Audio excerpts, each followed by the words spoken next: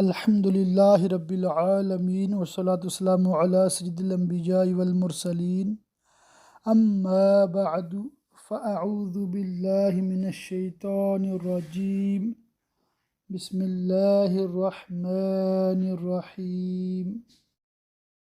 سبق number 50 lesson 50 ہے اور اللہ کے فضل سے یہ پہلے سال کا آخری لیسن ہے انشاء اللہ تعالی۔ لیسن 51 سے سبق نمبر 51 سے دوسرے سال کا اور سمیسٹر 3 کا آغاز ہوگا اللہ کی رحمت سے انشاء اللہ تعالی۔ یہ 2 سال میں کورس ہم مکمل کریں گے۔ آج آیت نمبر 40 سورہ الاعراف پارہ جو ہے وہ 8واں یہ ہم پڑھ رہے ہیں۔ اس کا رکوع جو ہے وہ 12واں وہ ہم پڑھیں گے انشاءاللہ تعالی۔ وہ جنہوں نے ہماری آیتیں جھٹلائیں اور ان کے مقابل تکبر کیا ان کے لیے آسمان کے دروازے نہ کھولے جائیں گے، نہ ان کے اعمال کے لیے نہ ان کی ارواح کے لیے، کیونکہ ان کے اعمال و ارواح دونوں خبیث ہیں۔ حضرت ابن عباس رضی اللہ تعالیٰ عنہما نے فرمایا کہ کفار کی ارواح کے لیے آسمان کے دروازے نہیں کھولے جاتے اور مومنین کی ارواح کے لیے کھولے جاتے ہیں۔ ابن جریج نے کہا کہ آسمان کے دروازے نہ کافروں کے اعمال کے لیے کھولے جائیں نہ ارواح کے لیے، یعنی نہ زندگی میں ان کا عمل ہی آسمان پر جا سکتا ہے نہ بعد موت روح۔ اس آیت کی تفسیر میں ایک قول یہ بھی ہے کہ آسمان کے دروازے نہ کھولے جانے کی یہ معنی ہیں کہ وہ خیر و برکت اور رحمت کے نزول سے محروم رہتے ہیں، اور نہ وہ جنت میں داخل ہوں جب تک سوئی کے ناکے اونٹ نہ داخل ہو، اور یہ محال، تو کفار کا جنت میں داخل ہونا محال، کیونکہ محال پر جو موقوف ہو وہ محال ہوتا ہے۔ اس سے ثابت ہوا کہ کفار کا جنت سے محروم ہونا قطعی ہے، اور مجرموں کو ہم ایسا ہی بدلہ دیتے ہیں۔ مجرمین سے یہاں کفار مراد ہے، کیونکہ اوپر ان کی صفت میں آیات الہیہ کی تکذیب اور ان سے تکبر کرنے کا بیان ہو چکا ہے۔ انہیں آگ ہی بچھونا اور آگ ہی اوڑھنا، یعنی اوپر نیچے ہر طرف سے آگ انہیں گھیرے ہوئے ہے، اور ظالموں کو ہم ایسا ہی بدلہ دیتے ہیں۔ اور وہ جو ایمان لائے اور طاقت بھر اچھے کام کیے، ہم کسی پر طاقت سے زیادہ بوجھ نہیں رکھتے۔ وہ جنت والے ہیں، انہیں اس میں ہمیشہ رہنا، اور ہم نے ان کے سینوں میں سے کینے کھینچ لیے جو دنیا میں ان کے درمیان تھے، اور طبیعتیں صاف کر دی گئیں، اور ان میں آپس میں نہ باقی رہی مگر محبت و مودت، یعنی پیار۔ حضرت علی مرتضیٰ رضی اللہ تعالیٰ عنہ نے فرمایا کہ یہ ہم اہل بدر کے حق میں نازل ہوا، اور یہ بھی آپ سے مروی ہے کہ آپ نے فرمایا مجھے امید ہے کہ میں اور عثمان اور طلحہ اور زبیر ان میں سے ہوں جن کے حق میں اللہ تعالیٰ نے وَنَزَعْنَا مَا فِي صُدُورِهِم مِّن غِلٍّ فرمایا۔ حضرت علی مرتضیٰ کے اس ارشاد نے رفض یعنی رافضیوں کے عقیدے کی بیخ و بنیاد کا کلا کما کر دیا۔ ان کے نیچے نہریں بہیں گی اور کہیں گے مومنین جنت میں داخل ہوتے وقت سب خوبیاں اللہ کو جس نے ہمیں اس کی راہ دکھائی اور ہمیں ایسے عمل کی توفیق دی جس کا یہ اجر و ثواب ہے، اور ہم پر فضل و رحمت فرمائی اور اپنے کرم سے عذاب جہنم سے محفوظ کیا، اور ہم راہ نہ پاتے اگر اللہ نہ دکھاتا۔ بے شک ہمارے رب کے رسول حق لائے، اور جو انہوں نے ہمیں دنیا میں ثواب کی خبریں دیں وہ سب ہم نے عیاں دیکھ لیں۔ ان کی ہدایت ہمارے لیے کمال لطف و کرم تھا۔ اور ندا ہوئی کہ یہ جنت تمہیں میراث ملی۔ مسلم شریف کی حدیث میں ہے، جب جنتی جنت میں داخل ہوں گے ایک ندا کرنے والا پکارے گا، تمہارے لیے زندگانی ہے، کبھی نہ مرو گے، تمہارے لیے تندرستی ہے، کبھی بیمار نہ ہوگے، تمہارے لیے عیش ہے، کبھی تنگ حال نہ ہوگے۔ جنت کو میراث فرمایا گیا، اس میں اشارہ ہے کہ وہ محض اللہ کے فضل سے حاصل ہوئی۔ صلہ تمہارے اعمال کا، اور جنت والوں نے دوزخ والوں کو پکارا کہ ہمیں تو مل گیا جو سچا وعدہ ہم سے ہمارے رب نے کیا تھا۔ اور رسولوں نے فرمایا تھا کہ ایمان و طاعت پر اجر و ثواب پاؤ گے، تو کیا تم نے بھی پایا جو تمہارے رب نے کفر و نافرمانی پر عذاب کا سچا وعدہ تمہیں دیا تھا؟ بولے ہاں۔ اور بیچ میں منادی نے پکار دیا کہ اللہ کی لعنت ظالموں پر، جو اللہ کی راہ سے روکتے ہیں اور لوگوں کو اسلام میں داخل ہونے سے منع کرتے ہیں اور اسے کجی چاہتے ہیں، یعنی یہ چاہتے ہیں کہ دین الہی کو بدل دیں اور جو طریقہ اللہ تعالیٰ نے اپنے بندوں کے لیے مقرر فرمایا ہے اس میں تغیر ڈال دیں اور آخرت کا انکار رکھتے ہیں۔ اور جنت و دوزخ کے بیچ میں ایک پردہ ہے جس کو اعراف کہتے ہیں، اور اعراف پر کچھ مرد ہوں گے۔ یہ کس طبقہ کے ہوں گے؟ اس میں بہت مختلف اقوال ہیں۔ ایک قول تو یہ ہے کہ یہ وہ لوگ ہوں گے جن کی نیکیاں اور بدیاں برابر ہوں، وہ اعراف پر ٹھہرے رہیں گے۔ جب اہل جنت کی طرف دیکھیں گے تو انہیں سلام کریں گے، اور دوزخیوں کی طرف دیکھیں گے تو کہیں گے یا رب ہمیں ظالم قوم کے ساتھ نہ کر۔ آخر کار جنت میں داخل کیے جائیں گے۔ ایک قول یہ ہے کہ جو لوگ جہاد میں شہید ہوئے مگر ان کے والدین ان سے ناراض تھے، وہ اعراف میں ٹھہرائے جائیں گے۔ ایک قول یہ ہے جو لوگ ایسے ہیں کہ ان کے والدین میں سے ایک ان سے راضی ہو ایک ناراض، وہ اعراف میں رکھے جائیں گے۔ ان اقوال سے معلوم ہوتا ہے کہ اہل اعراف کا مرتبہ اہل جنت سے کم ہے۔ مجاہد کا قول یہ ہے اعراف میں صلحاء، فقراء، علماء ہوں گے، اور ان کا وہاں قیام اس لیے ہوگا کہ دوسرے ان کے فضل و شرف کو دیکھیں۔ اور ایک قول یہ ہے کہ اعراف میں انبیاء ہوں گے، اور وہ اس مکان عالی میں تمام اہل قیامت پر ممتاز کیے جائیں گے، اور ان کی فضیلت اور رتبہ عالیہ کا اظہار کیا جائے گا تاکہ جنتی اور دوزخی ان کو دیکھیں، اور وہ ان سب کے احوال اور ثواب و عذاب کے مقدار و احوال کا معائنہ کریں۔ ان قولوں پر اصحاب اعراف جنتیوں میں سے افضل لوگ ہوں گے، کیونکہ وہ باقیوں سے مرتبہ میں اعلیٰ ہیں۔ ان تمام اقوال میں کچھ تناقض یعنی ٹکراؤ نہیں ہے، اس لیے کہ یہ ہو سکتا ہے کہ ہر طبقہ کے لوگ اعراف میں ٹھہرائے جائیں اور ہر ایک کے ٹھہرانے کی حکمت جدا گانا ہو۔ اور اعراف پر کچھ مرد ہوں گے کہ دونوں فریق کو ان کی پیشانیوں سے پہچانیں گے۔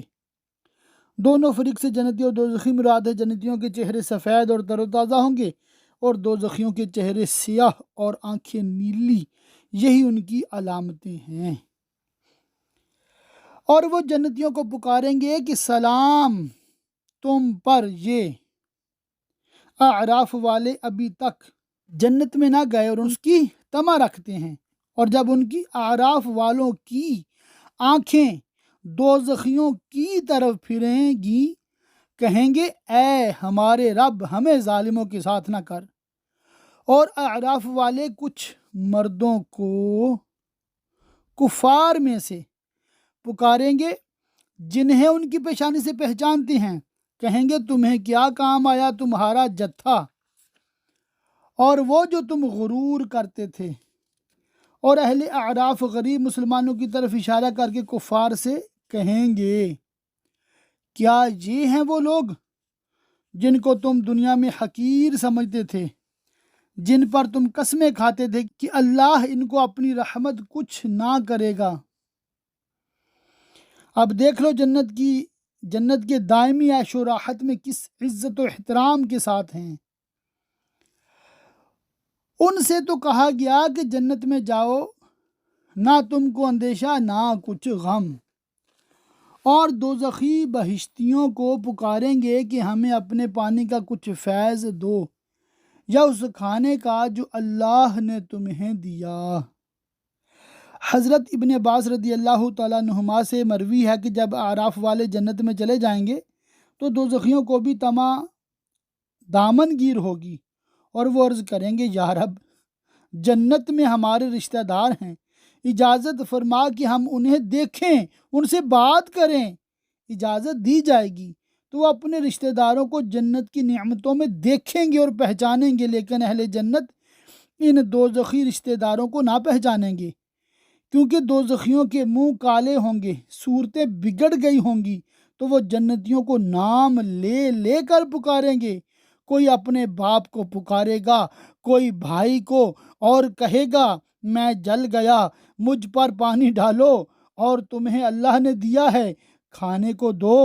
اس پر اہل جنت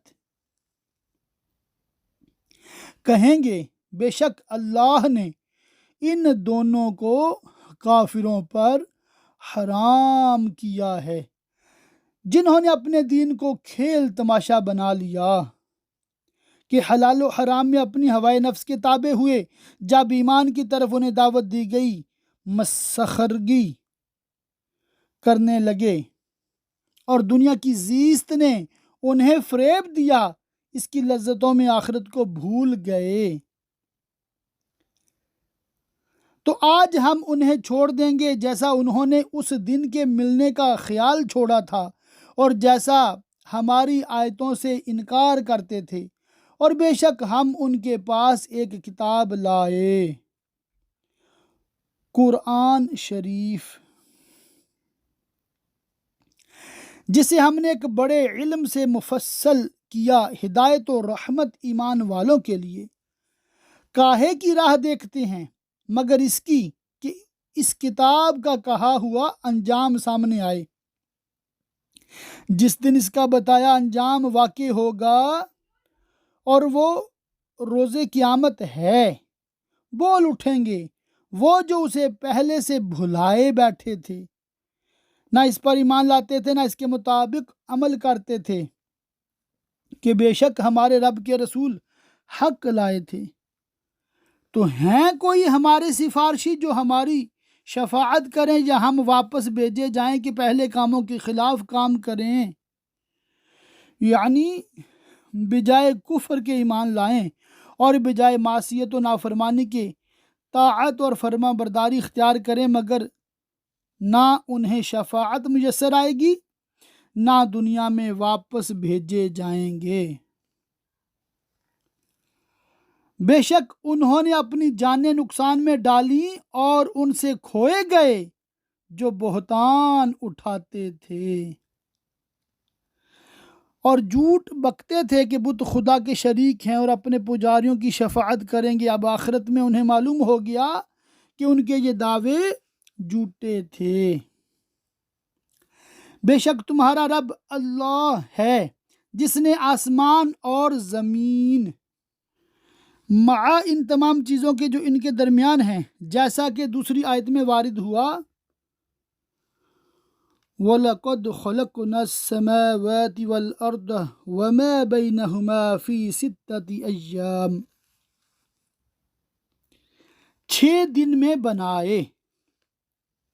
6 دن سے دنیا کے 6 دنوں کی مقدار مراد ہے، کیونکہ یہ دن تو اس وقت تھے نہیں، آفتاب ہی نہ تھا جس سے دن ہوتا، اور اللہ تعالیٰ قادر تھا کہ ایک لمحہ میں یا اس سے کم میں پیدا فرماتا، لیکن اتنے عرصہ میں ان کی پیدائش فرمانا بتقاضائے حکمت ہے، اور اس سے بندوں کو اپنے کاموں میں تدریج اختیار کرنے کا سبق ملتا ہے۔ پھر عرش پر استوا فرمایا جیسا اس کی شان کے لائق۔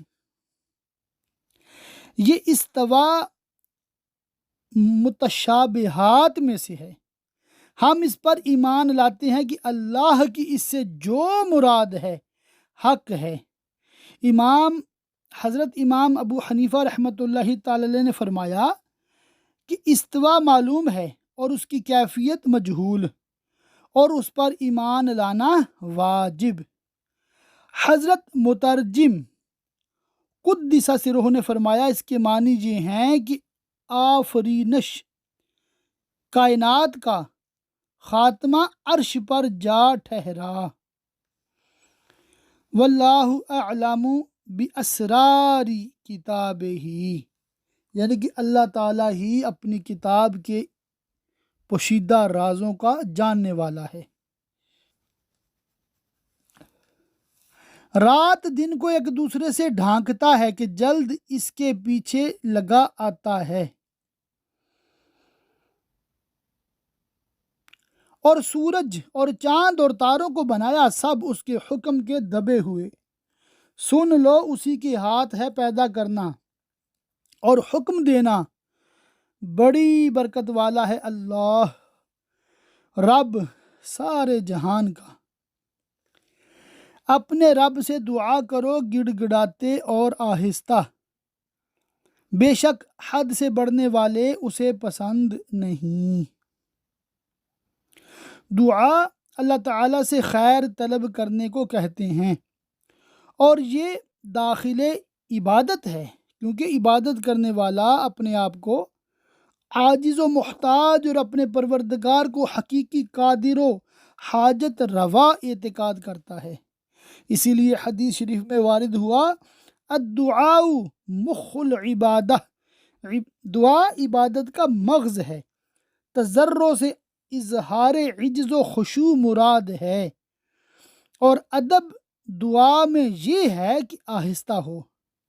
حسن رضی اللہ عنہ کا قول ہے کہ آہستہ دعا کرنا علانیہ دعا کرنے سے 70 درجہ زیادہ افضل ہے۔ مسئلہ اس میں علماء کا اختلاف ہے کہ عبادات میں اظہار افضل ہے یا اخفاء۔ بعض کہتے ہیں کہ اخفاء افضل ہے کیونکہ وہ ریا سے بہت دور ہے، بعض کہتے ہیں کہ اظہار افضل ہے اس لیے کہ اس سے دوسروں کو رغبت عبادت پیدا ہوتی ہے۔ ترمذی نے کہا کہ اگر آدمی اپنے نفس پر ریا کا اندیشہ رکھتا ہو تو اس کے لیے اخفاء افضل ہے، اور اگر قلب صاف ہو، اندیشہ ریا نہ ہو تو اظہار افضل ہے۔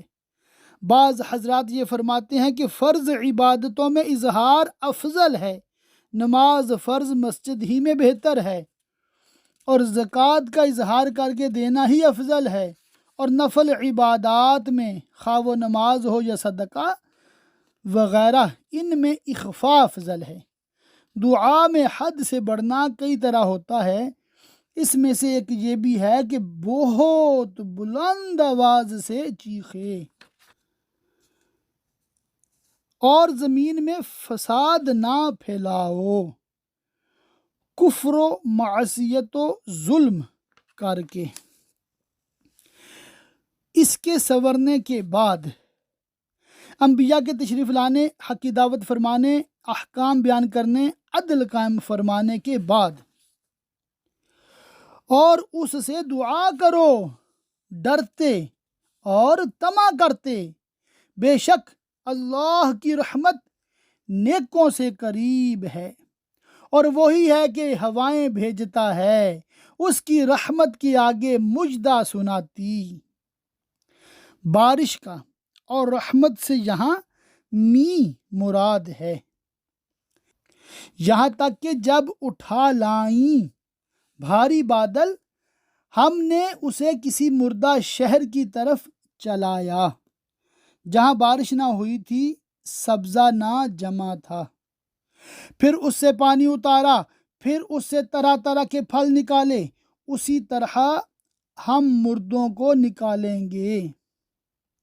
یعنی جس طرح مردہ زمین کو ویرانی کے بعد زندگی عطا فرماتا اور اس کو سرسبز اور شاداب فرماتا ہے، اس میں کھیتی، درخت، پھل پھول پیدا کرتا ہے، ایسے ہی مردوں کو قبروں سے زندہ کر کے اٹھائے گا، کیونکہ جو خشک لکڑی سے تر و تازہ پھل پیدا کرنے پر قادر ہے، اسے مردوں کا زندہ کرنا کیا بعید ہے۔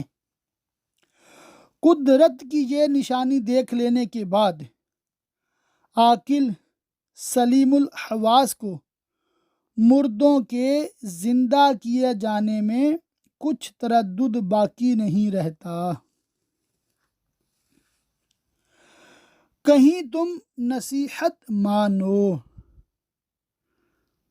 اور جو اچھی زمین ہے اس کا سبزہ اللہ کے حکم سے نکلتا ہے۔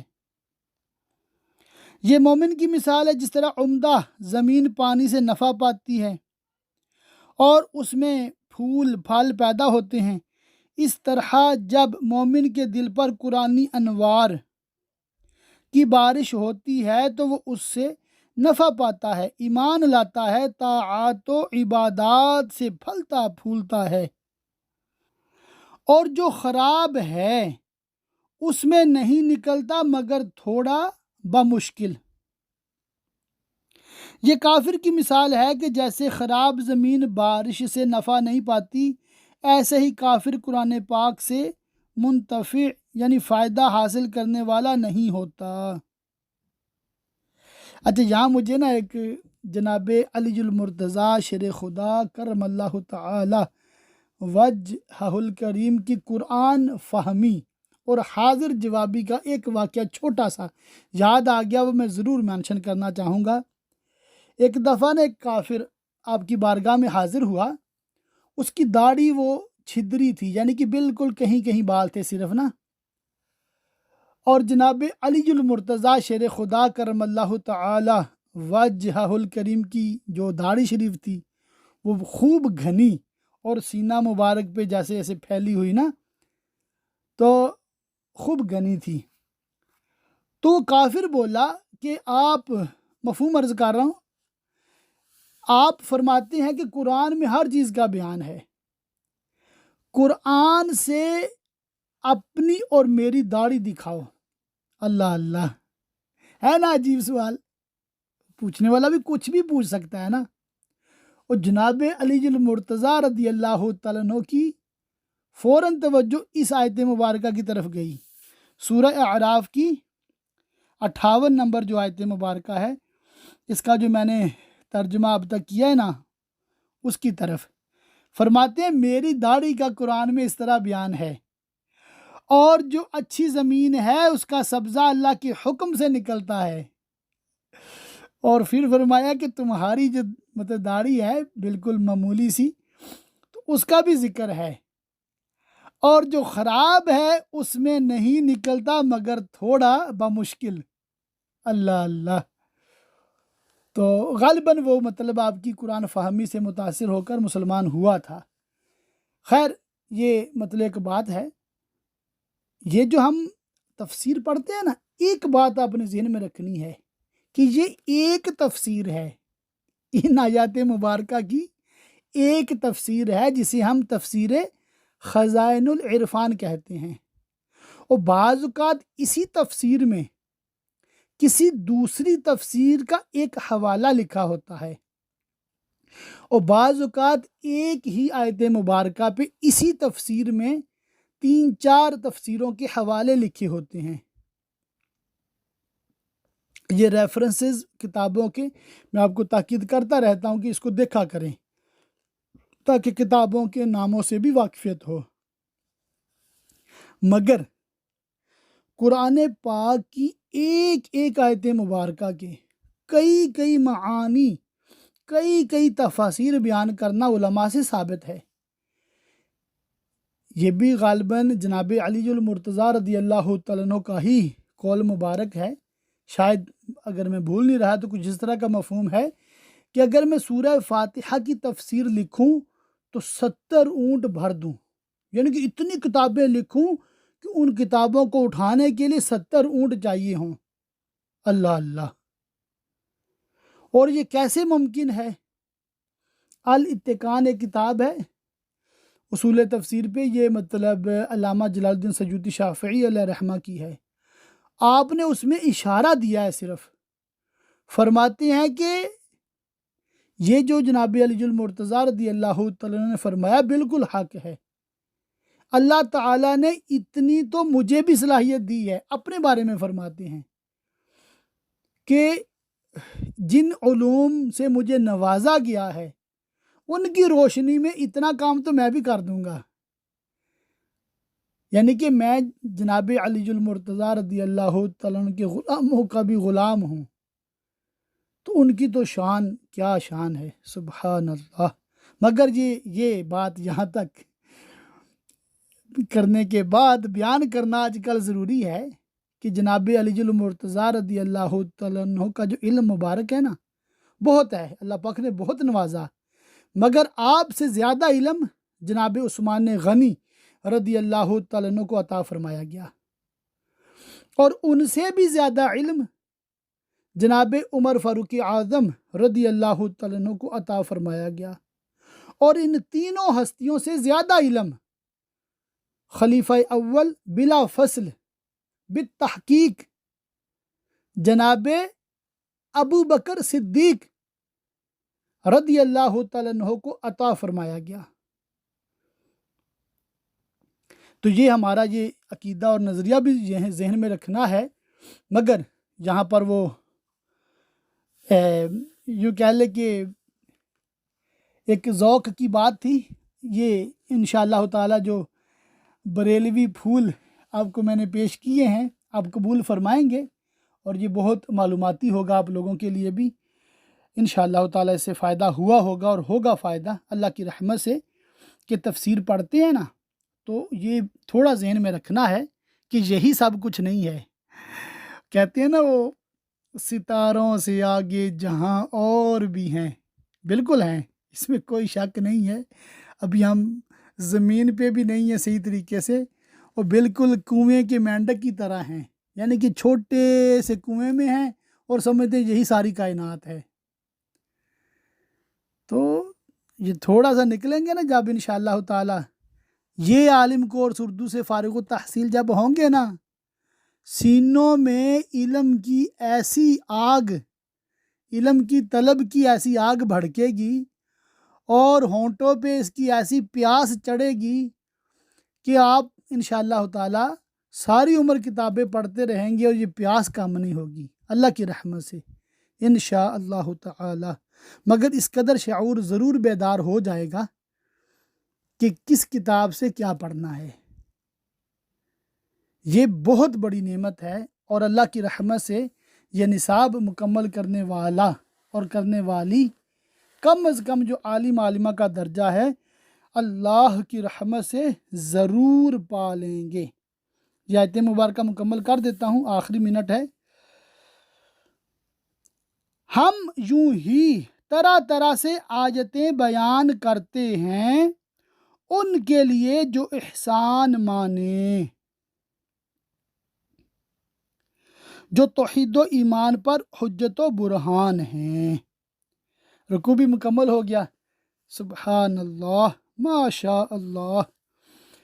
اللہ تعالیٰ کی پاک بارگاہ میں دعا ہے اللہ پاک ہمیں قرآن پاک کو خوب پڑھنے، بار بار پڑھنے، سمجھنے، یاد رکھنے، عمل کرنے اور دوسروں کو صحیح صحیح پہنچاتے رہنے کی توفیق رفیق مرحمت فرمائے، آمین بجاہ النبی الامین وصلی اللہ تعالی علیہ وآلہ وصحبہ وبارک وسلم۔